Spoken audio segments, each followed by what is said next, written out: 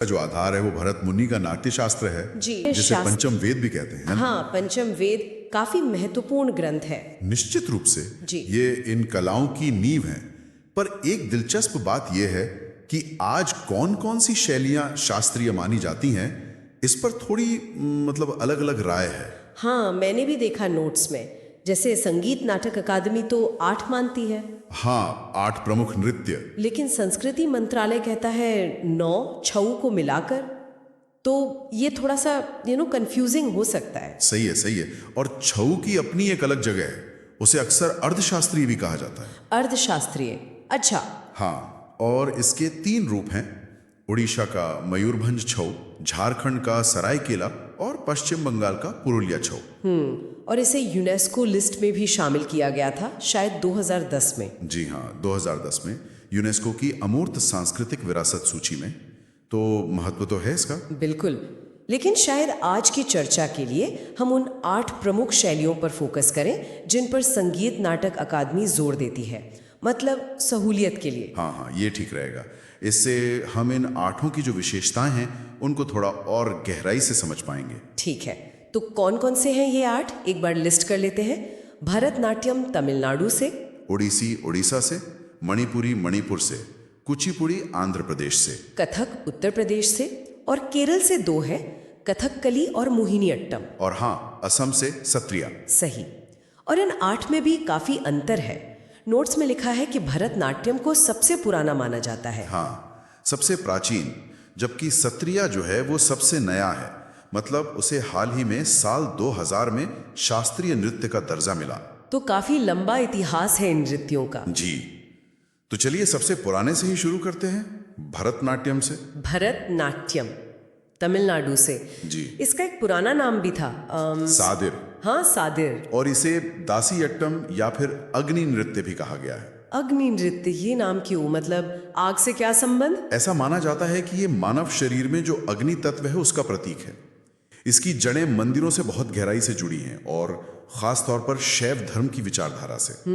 और इसकी जानकारी हमें शिल्पाधिकारम जैसे प्राचीन तमिल ग्रंथ और नंदिकेश्वर के अभिनय दर्पण से मिलती है। अच्छा, और इसकी प्रस्तुति का एक खास क्रम होता है ना? नोट्स में 6 भाग बताए हैं: अलारिपू, जतिश्वरम, शब्दम, वर्णम, पदम और तिल्लाना। जी हाँ, एक पूरा क्रम है। ये सिर्फ एक क्रम नहीं बल्कि एक तरह की यात्रा है। यात्रा? कैसे? देखिए, अलारिपू एक तरह का आह्वान है, जैसे फूल का खिलना, शुद्ध नृत्य। फिर धीरे धीरे लय, संगीत और भाव जुड़ते जाते हैं।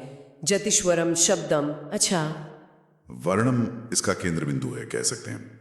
इसमें नृत्य और अभिनय का बहुत जटिल मिश्रण होता है। फिर पदम आता है जिसमें गहरे भावों का प्रदर्शन होता है, और अंत में तिल्लाना, एक बहुत ऊर्जावान आनंदमय समापन। तो ये सिर्फ स्टेप्स नहीं है, ये एक भावनात्मक और आध्यात्मिक यात्रा भी है। बिल्कुल सही। इसीलिए इसे नाट्य रूप धारण करने वाला पहला शास्त्रीय नृत्य भी माना जाता है। और इसमें वो कटक मुख हस्त मुद्रा का भी जिक्र है, जिसमें 3 उंगलियां जोड़कर ओम जैसा कुछ बनता है। हाँ, कटक मुख हस्त।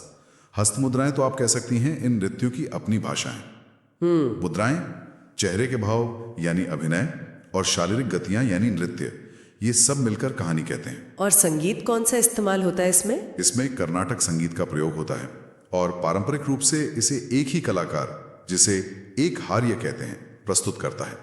वो अकेले ही कई भूमिकाएं निभा लेता है। अकेले ही? वाओ। हाँ, और नट्टू बनार यानी गुरु, वो प्रदर्शन का संचालन करते हैं, ताल और बोल पढ़ते हैं।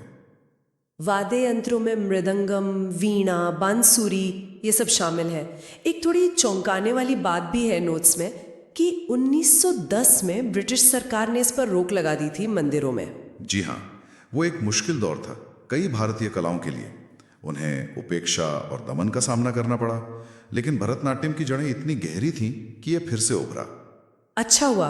और इसका प्रमाण आज भी मिलता है। तमिलनाडु में चिदम्बरम मंदिर है, उसके गोपुरम पर इसकी मुद्राएं उकेरी हुई हैं, सदियों पुरानी।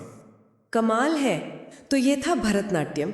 अब ओडिशा चलते हैं, ओडिसी की तरफ।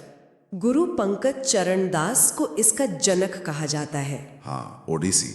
इसका संबंध भगवान जगन्नाथ की पूजा और कृष्ण भक्ति से बहुत गहरा है, और इसकी सबसे बड़ी पहचान है वो त्रिभंग मुद्रा। त्रिभंग, मतलब 3 जगह से मुड़ा हुआ। बिल्कुल। शरीर 3 जगह से वक्र लेता है, सिर, कमर और घुटने।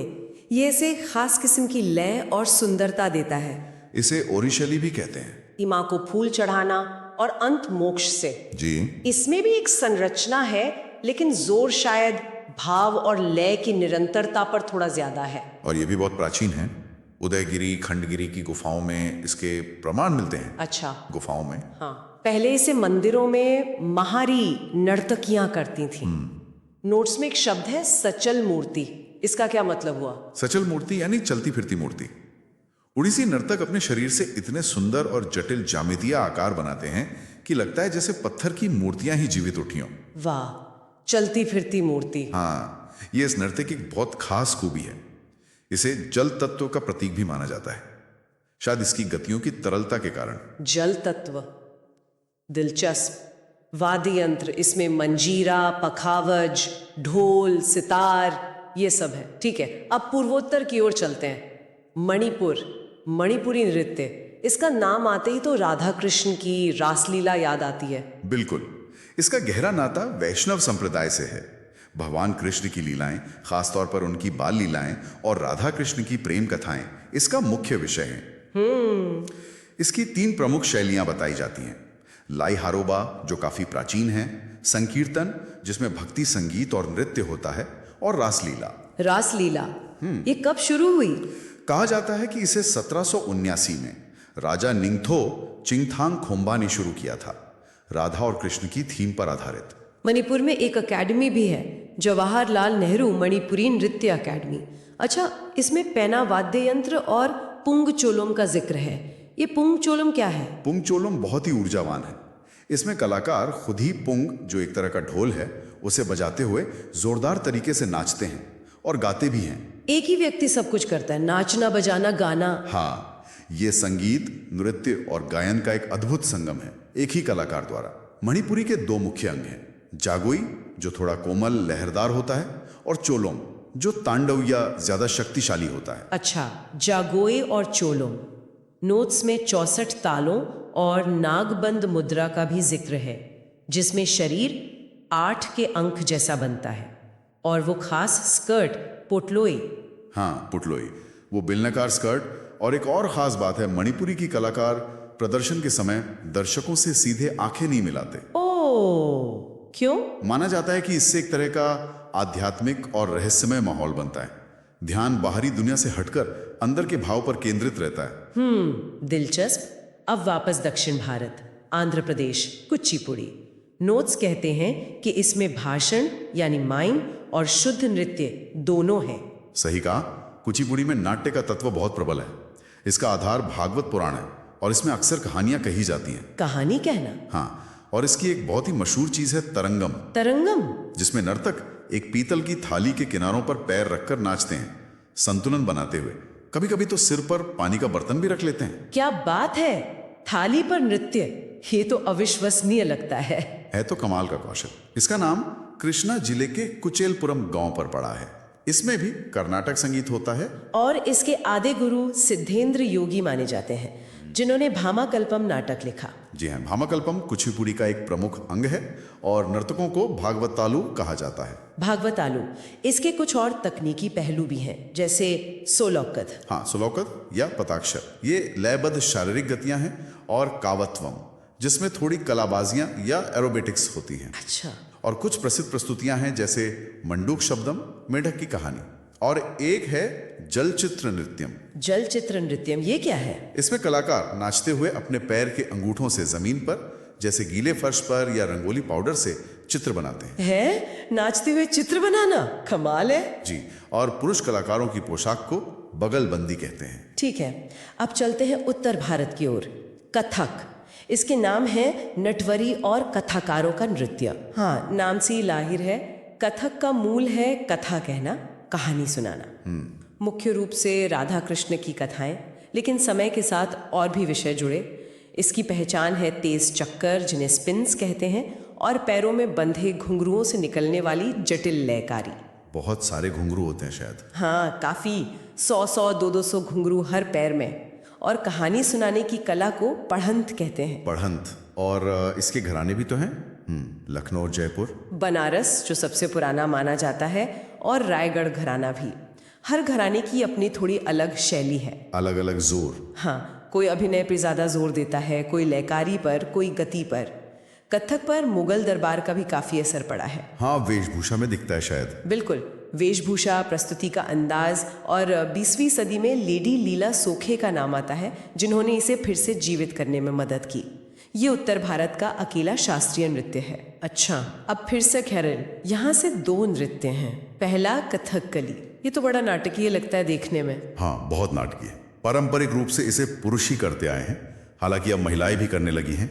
ये एक तरह की नृत्य नाटिका है। इसका आधार महाकाव्य है, रामायण और महाभारत। उनकी कहानियों को मंच पर लाया जाता है। पात्र बहुत स्पष्ट होते हैं, नायक पाचा, खलनायक कथी वगैरह। चेहरे के भाव बहुत महत्वपूर्ण लगते हैं इसमें। अत्यंत महत्वपूर्ण। रस और भाव का प्रदर्शन।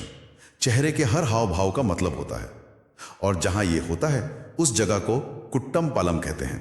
कुट्टम पालम, इसकी शुरुआत कैसे होती है? शुरुआत होती है केली कुट्टू से, यानी जोर जोर से ढोल बजाना, जैसे दर्शकों को बुलाना। और इसमें केरल का अपना पारंपरिक संगीत, सोपान संगीत इस्तेमाल होता है। अच्छा, सोपान संगीत। और 24 मुख्य मुद्राएं हैं, वाद्य यंत्र हैं, इडक्का, चेंडा, मड्डलम। इसे आकाश तत्व का प्रतीक मानते हैं। जी। गीतों की भाषा मणि प्रवालम है, मलयालम और संस्कृत का मिश्रण। और गीत के जो बोल होते हैं उन्हें अट्टकथा कहते हैं। अट्टकथा, ये सिर्फ नृत्य नहीं है फिर? नहीं, बिल्कुल नहीं। ये असल में 5 कलाओं का संगम है। साहित्यम यानी अट्टकथा, संगीतम सोपान संगीत, चित्रम वो मेकअप वेशम, नाट्यम अभिनय, और नृत्यम नृत्य, 5 का मिश्रण। वो मेकअप तो वाकई कमाल का है। वेशम कहते हैं उसे, बहुत रंगीन, बहुत विस्तृत। इसके 5 प्रकार भी बताए नोट्स में, पचा, काथी, थड़ी, कारी, मिनुकू। इन रंगों का क्या मतलब है? हाँ, ये रंगों की एक पूरी भाषा है, कह सकते हैं। हरा रंग पाचा, वो नायक या देवता को दर्शाता है। हरा मतलब अच्छा पात्र। हाँ, फिर कथी, जिसमें नाक के पास लाल धब्बा होता है या लाल दाढ़ी, थड़ी का एक प्रकार, ये बुराई या अहंकार दिखाते हैं। काला रंग कारी, वो राक्षसी पात्रों के लिए है। अच्छा। पीला मिनुक्खू, वो महिलाओं और संतों के लिए होता है। और सफेद दाढ़ी, वो भी थड़ी का एक प्रकार है, वो हनुमान जैसे दिव्य या बहुत ऊंची चेतना वाले पात्रों के लिए। बाप रे, रंग देखते ही पात्र का स्वभाव पता चल जाता है। बिल्कुल, बिना एक शब्द बोले। अद्भुत। अब केरल का ही दूसरा नृत्य, मोहिनीअट्टम। ये कथकली से काफी अलग लगता है। एकल महिला करती है और बहुत सौम्य। हाँ, बिल्कुल। मोहिनीअट्टम अपनी लहराती हुई गोलाकार गतियों और सौम्यता, मतलब लास्य के लिए जाना जाता है। लास्य। हाँ, मोहिनी का मतलब ही है सुंदर स्त्री, और अट्टम मतलब नृत्य, तो सुंदर स्त्री का नृत्य। ये भगवान विष्णु के मोहिनी अवतार की कहानी से जुड़ा है। जब उन्होंने असुरों से अमृत वापस लेने के लिए सुंदर स्त्री का रूप धरा था। जी, वही कहानी। इसकी वेशभूषा भी बहुत खास है। सफेद या ऑफ वाइट साड़ी जिस पर सुनहरा बॉर्डर होता है, केरल का सू साड़ी, और बालों में चमेली के फूलों का गजरा। हाँ, वो तो पहचान है। इसका जिक्र व्यवहार माला नाम के प्राचीन ग्रंथ में मिलता है। इसमें भी मणि प्रवालम भाषा का प्रयोग होता है। हाँ, मणि प्रवालम। ये कथकली की नाटकीयता के बजाय लास्य और श्रृंगार पर ज्यादा जोर देता है। तेवित्ती चियाटम, नंगई नाटकम, दास्यट्टम, ये इसके कुछ पुराने रूप या इससे जुड़ी कलाएं मानी जाती हैं। ठीक है, और अब आते हैं लिस्ट के आखिरी नृत्य पर, सत्रिया, असम से। और ये सबसे नया जुड़ा है 2000 में, पर जड़ें पुरानी हैं, करीब 500 साल। जी हाँ, इसके संस्थापक माने जाते हैं 15वीं सदी के महान संत और समाज सुधारक श्रीमंत शंकरदेव। श्रीमंत शंकरदेव। हाँ, ये असम के वैष्णव मठों में, जिन्हें सत्र कहते हैं, वहां विकसित हुआ। इसे मूल रूप से शंकरदेव के अंकिया नाट के प्रदर्शन के लिए लाया गया था। अंकिया नाट एक तरह के नाटक होते हैं। अच्छा, अंकिया नाट के लिए नोट्स में लिखा है कि पुरुष करें तो भंगी और महिला करें तो सीमंगी। हाँ, ये प्रस्तुति के तरीके हैं, और इसे त्योहारों पर भोकोत यानी पुरुष भिक्षुक भी करते हैं। इसमें बोरगीत संगीत का प्रयोग होता है। बोरगीत? ये भी शंकरदेव और उनके शिष्य माधव देव की रचनाएं हैं, भक्ति गीत। नृत्य का भावना भाग कृष्ण की कहानियों पर आधारित होता है। और एक माटी अखोरा का जिक्र है। हाँ, माटी अखोरा बहुत महत्वपूर्ण है। इसका मतलब है मिट्टी पर अभ्यास। ये बुनियादी कदमों और तकनीकों का समूह है जो सत्रिया नृत्य की नींव है, एक तरह से पहली ट्रेनिंग। अच्छा।